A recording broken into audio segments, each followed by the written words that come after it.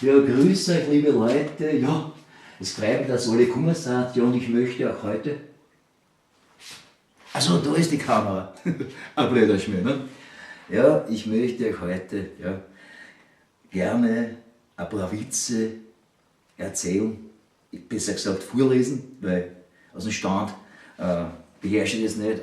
Obgleich ich ein Bombenwitzeerzähler bin. Ja, diese Witze habe ich gefunden in einer uralten Weiberzeitschrift. Ja.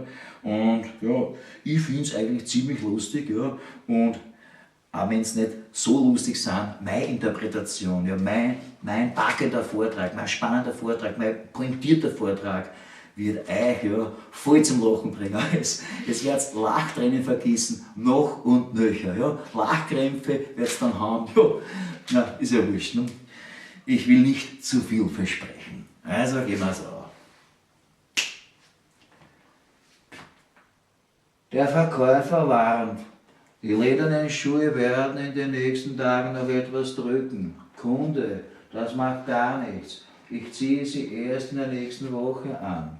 Der Besitzer eines Modegeschäfts wird bestohlen. Ein Polizist ist zufällig vor Ort und verfolgt den Ladendieb. Er stürmt eilig die Straße herunter, da ruft der Besitzer den Beamten hinterher. Schießen Sie bitte durch die Hosenbeine, die Jacke ist noch nicht bezahlt.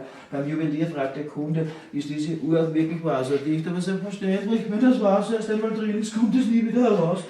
Darf ich das Karotte dort im Schaufenster anprobieren?